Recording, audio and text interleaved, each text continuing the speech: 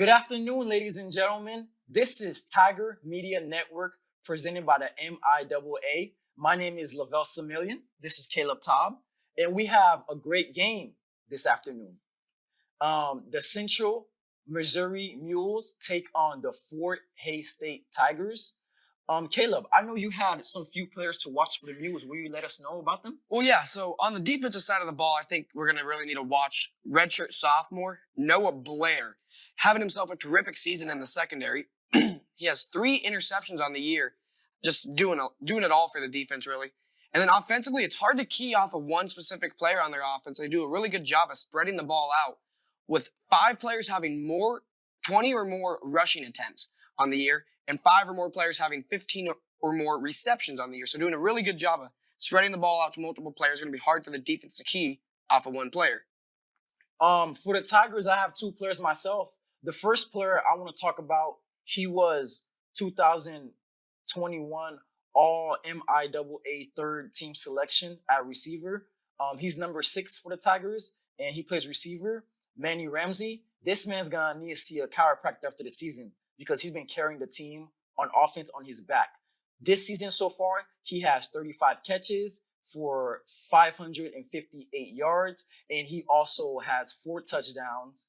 And just last game by himself, the man had 2 touchdowns, trying to keep the team afloat. And for on the defense side of the ball, I want to talk about another number 6 linebacker, Mikael Williams. He has 20 solo tackles this season. He has 50 total tackles, 1 forced fumble, and 1 interception that he got last week. I know you have 2 keys for the Mules. Well, yeah, coming into this game, I think Fort Hays State's really going to have to watch out for the Mules secondary. They have a really tough secondary, as I mentioned before, Noah Blair having himself a good season. But then also, the whole secondary as a team has 9 interceptions on the year. They also have 4 fumble recoveries, so 13 total turnovers on the year. Doing a really nice job creating turnovers. Something the Tigers are really going to need to watch out for, especially since they're struggling with the turnovers. And then offensively for the Mules, I think if they just keep doing what they've been doing, it's going to work for them. They're doing a really good job spreading the ball out, spreading the wealth, with averaging 115 yards on the ground and 226 yards through the air per game. Just really good job there, and I think if they just keep doing that, it's going to be tough for the Tigers to stay alive in this game. The two keys I have for the Tigers to win this game is, first, they have to avoid mistakes in the special teams.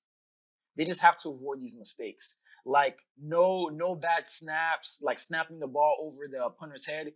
That's a no-no. You can't do that. You can't have muff punts, like when you about to get the ball back and the return just drops it. You can't have a punt return or kickoff return against you. You just can't afford that right now, especially if you want to win this game. But my last key, this is the most important. They have to win the turnover battle. You said the Mules have 9 interceptions this year. So that means the quarterback has to play smart. Sometimes he should just take his check downs, throw the ball out of bounds, or run for yards he can and then slide down. They just cannot turn over the ball. No fumbles, no interceptions, no stupid mistakes on offense. Yeah, it should be a very entertaining matchup this afternoon between the 2-5 Central Missouri Mules and the 1-6 Fort Hays State Tigers. When we get back, we'll take you right back down to Lewis Field where we have Garrett and Omar as we approach kickoff. LT and Caleb will take it from there. Welcome back to the post-game show. My name is Levelt Similien. This is Caleb Todd. And this is Tiger Media Network presented by the MIAA. Caleb, what is your final thoughts about the game with Central Missouri? Well, overall for Central Missouri, they had a good game offensively. They had 412 total yards, but they just struggled to get any points up there in the game. They had a very good passing attack with 333 passing yards. They just couldn't get anything established in the running game. I believe they finished with 79 rushing yards. Not very good in the running game, just couldn't get anything going there. And then on the other side of the ball, defensively, really struggling to stop the Tigers' running game. They gave up 204 yards on the ground. Just didn't have an answer for the Tigers' rushing ability, and that's what really cost them the game, I think, there at the end. Well, for the Tigers, it's like they listened to me on the pregame show and they followed the exact keys I said. They had no mistakes in special teams, no bad snaps when the punter was gonna punt, no missed field goals, no drop passes by the returner or anything like that. They didn't have no punt or kick return against them, and they won over the turnover battle, 2-1. Ty Cooper, number one. He number one for the Tigers. He got a pick. And number 30, Sam Bennett for the Tigers also got a pick. And on the second in the halftime show, I talked about how they need to get the running game going, and they got that going in the second half. Adrian Soto finished with 26 carries, and he went for 101 yard, averaging 3.8 yards per carry. And then he also had help by Jack Dawson. Jack Dawson had 4 carries for 89 yards. And between the two of them, that's 192 yards. So they got that going for them. Yeah, really good game, good competitive game we saw here. The final score at Lewis Field was 14-27. Fort Hays State Tigers get their second win on the season. They hope to keep a little bit of this momentum moving into next week, where they go to Emporia State and take on the Hornets. And for the Central Missouri Mules, they will be going back home and playing Lincoln next week, hoping to bounce back for their game next week. Once again, we thank you for tuning in to the MIAA broadcast brought to you by Tiger Media Networks. I'm Caleb Todd, and this is Levelt Similien. See you guys next time. Presented by Tiger Media Network. My name is Levelt Similien. This is Caleb Todd, and we have a great one this evening, folks, as the 3-2 Washburn Ichabots take on the 1-4 Tigers for the Fort Hays Tigers homecoming game. And we're going to focus on the defense side of the ball for a little bit. What 2 players from Washburn are you looking at, Caleb? Coming into this game, there's 2 key players on this Washburn defense. This Washburn defense has been playing really good this year. I think one of the reasons that is because of senior leader Grant Bruner on the team, who is having himself a terrific season. 43 solo tackles on the year. He also has 2 interceptions with 3.5 tackle for losses, having himself a terrific season. And another key player on that defensive side of the ball, on the defensive line, Patrick Altenor, having himself 3.5 tackle for losses and 1 sack on the year. Been doing a terrific job of getting pressure behind the line and to the quarterback. The Tigers are going to need to slow them down if they want any chance to win this ball game tonight. And the 2 players I'm looking at for the Tigers to contribute big in this game is first, number 0, Jeremiah Jackson Trotter. He has 17 total tackles, 11 solo tackles, 5.5 sacks. He has 1 forced fumble and 1 interception. And another person I'm looking at is one of the Tigers DBs, number 21, Mason Perez. He is second on the team with 34 total tackles. He has 2 quarterback hurries and 1 forced fumble. And Caleb, I know you have 2 keys for Washburn to win this game. What 2 keys do you have? Well, coming into this game, Fort Hays' secondary is going to need to play a tough game, with Washburn's passing offense being really explosive so far to open up the season, with 3 of the first 5 games having over 300 passing yards on the games. Just really explosive so far on the offensive side of the ball. And then on the other side of the ball, for the Ichabods, defensively, they've been doing just as well. They have 6 turnovers on the year. And that's going to be something they're going to look to do here tonight, as Fort Hays State's been struggling this season with the turnovers. They're going to really need to end that tonight against this tough Washburn defense.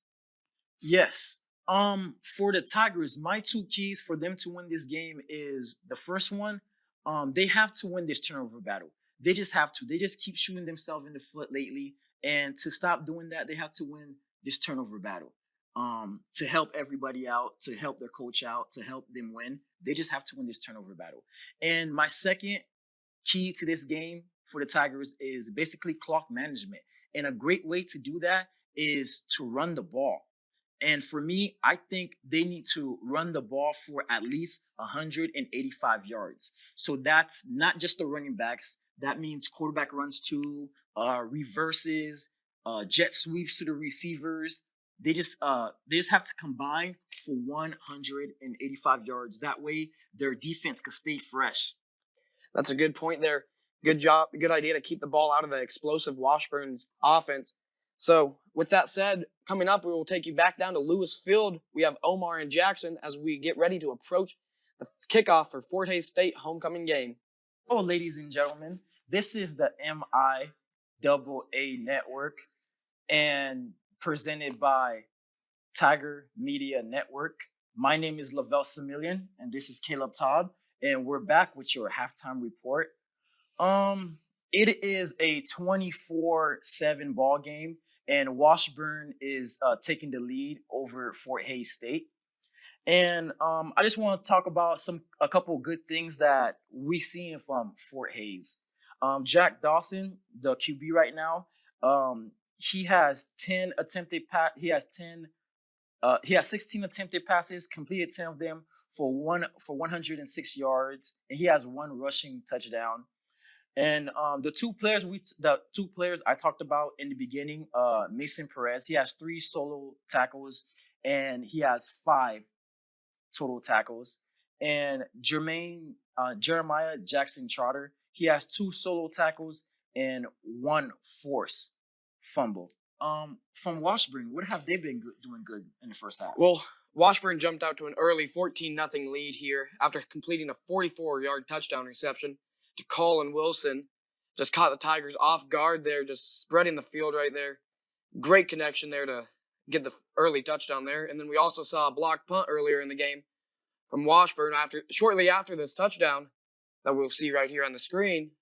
Washburn got a blocked punt that they returned back for a touchdown, jumping up to an early 14-0 lead. The Ichabods on the game have 197 yards of passing with a total of 291 yards in the first half. So far, a very impressive offensive game for the Ichabods. And defensively, they've still done great, holding the Tigers to under 150 yards in the first half. But they haven't been as efficient as you'd like to see in the pass rush, only having 1 sack so far in the game. Well, these are the 2 keys for me that the Tigers need to do for the second half to win this game. They have to stop the deep ball. Mm-hmm. They just have to. Maybe apply more pressure or more nickel coverage for the DBs, but they got to stop the deep ball. And it's not just stopping number 13. It's everybody because they have a good QB and he likes to spread the wealth. He gets everybody involved. And for the offensive side for the Tigers, I think they should take more deep shots because it looks like the middle is wide open. Involve your tight end, like do seam passes and stuff like that. And I think that's what they should do. Well, and yeah, on the other side for Washburn, I think really they've been playing a great half of football. If there's anything I'd like to see coming into the second half, I'd like to see them just keep passing the ball, keep doing what they've been doing in the first half offensively. Now, on the other side for defense, maybe you'd like to see a little bit more pressure to the quarterback. But other than that, Washburn's been doing a great job in the first half. And then next coming up on the TMN broadcast, after this quick break, we'll take you right back down to Lewis Field to kick off the second half of action. The score being Washburn 24, Fort Hays State 7. What game or no matter what basketball game, what level, you got to win the rebound battle. And that is my second key for the Ladies Tigers to win this game. They got to rebound. They got to out-rebound the other team. What about you? Well, so going back to the rebound topic for the Northeastern State Riverhawks, they've really struggled this year getting rebounds. I believe they're ranked 11th right now in the MIAA in rebounding. That's definitely something they're going to need to start picking up here as the season progresses, and especially tonight against a really good team in the rebounding game, as the Tigers are. But that's my main concern coming to this game is if they can get the rebounds. They've really struggled with that. And then another thing, I've talked about Ashton Hackler being a really big offensive threat. This whole Riverhawks team is a very good offensive team. They're averaging 75.6 points per game. And if you go look at the Tigers are only averaging 61.6 points per game. So coming into this game, I think if the Riverhawks get to around 65 to 70 points, I feel that's when they're going to kind of walk away with the game tonight, and that's going to be hard for the Tigers to really come back from that. And with that, that'll wrap up our Tiger Media broadcast pregame show. We'll be right back down courtside with Omar after this short break as we get ready for tip-off. Rebounds. He also has 1 block, and he is 100% on 3-pointer shots. when he's 3 for 3, so he is 100%, and he got his floaters going on. Definitely the 3-point shots going on. Everything is going great with him. Any players you want to talk about for the Riverhawks? Well, flipping the side to the Riverhawks came into this game knowing that the Tigers would really limit the amount of good shot selections they got in easy buckets. But they've done a great job of moving the ball around to allow for some good shot selections. Right here, we're going to see just a lot of good ball movement from the Riverhawks offense that's allowed some good looks, and they've taken advantage of that to get some points on the board. They've had excellent perimeter shooting 50% beyond the arc, doing a really good job perimeter. And they've also been doing a great job of drawing fouls in the first half. They're 13 for 15 at the free throw line. So they've done a good job of drawing fouls on the Tigers to get those easy points against this really tough defense. And they've also done a pretty decent job of not turning the ball over. We know this Tigers defense is one of the best in the nation. And they're really good at creating turnovers. The Riverhawks have only turned the ball over 5 times tonight. They've done a great job of making good passes and smart passes. And going into the second half, we're going to look at Perkins and Bailey. They've been having themselves a great night so far. But if we can see Cook starting to get a little bit more points up, the Riverhawks could easily just start walking away with this. And one thing I'd like to see the Riverhawks fix in the second half, they've been allowing a lot of second chance shots. And to help fix that, just do a little bit better job of boxing out and going to the rebound after the ball is shot.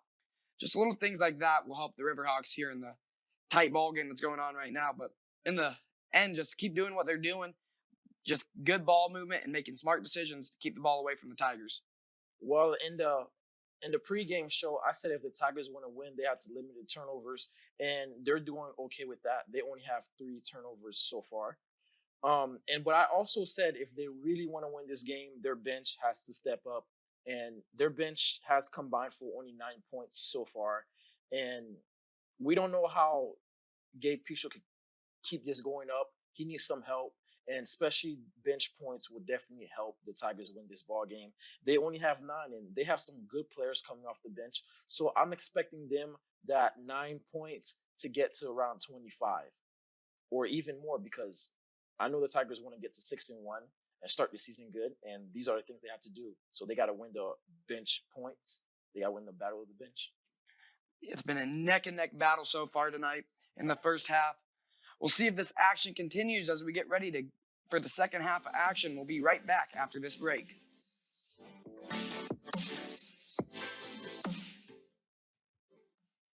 Whoo, man, that was a terrific game, man. Welcome to the post-game show.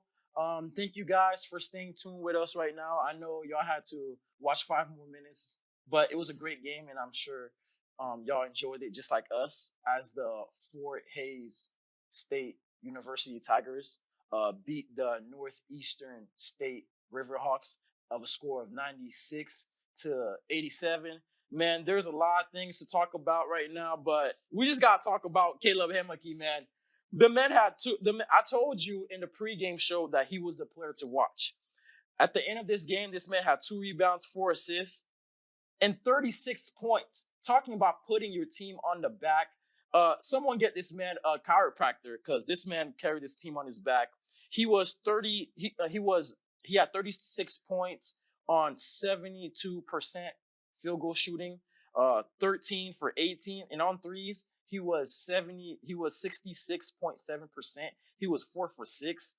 And I talked about limiting the turnovers to win this game, and the Tigers did just that. They only had 5 turnovers the whole game. And I talked about bench players. They need to win the battle of the bench if the Tigers want to win. And Trajan Davis came up huge in this game. He had 11 points and 4 big-time rebounds. And can't mention it enough, man. Caleb Hemeke controlled the game. He's the leader of his team, lead this team in points, steals, assists. And tonight he came up huge. 36 points on 72% shooting. Caleb Hemeke, man, he gotta be the player of the week, man. Well, although the Riverhawks fell short in this thriller of a game, there was a lot of good stuff you can still take away from the Riverhawks. Tonight they have scored the most points on the really tough Fort Hays State University defense. Did a real good job. Other than this game, the highest points scored on the Tigers was 66. Heading into this They finished the game with 87 points. A lot of that has to be credited to the free throws. They got a lot of opportunities at the line, going 27 for 32. That really helped add up some points there for the Riverhawks. And they also had a lot of good ball movement throughout the game, good passes, got a lot of open shots against a really tough defense. Now, looking on the other side, the stuff that they could have fixed up a little, they had some very costly turnovers, especially there at the end, just out of bounds plays and stuff like that, just costly turnovers that really gave a little bit more momentum into the Tigers' favor. And another thing, going into this game, I talked about the rebounds, how the Riverhawks have been struggling a little bit with the rebounds.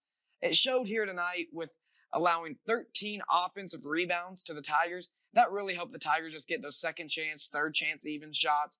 So that little mistake right there is just something you might want to fix for the Riverhawks moving forward. But what a great game till the very end, just down to the very end, going all the way into a overtime period. Couldn't ask for much better basketball. We'll see you next time on the next Tiger Media broadcast on Saturday as the Fort Hays State Tigers take on the Rogers State Hillcats.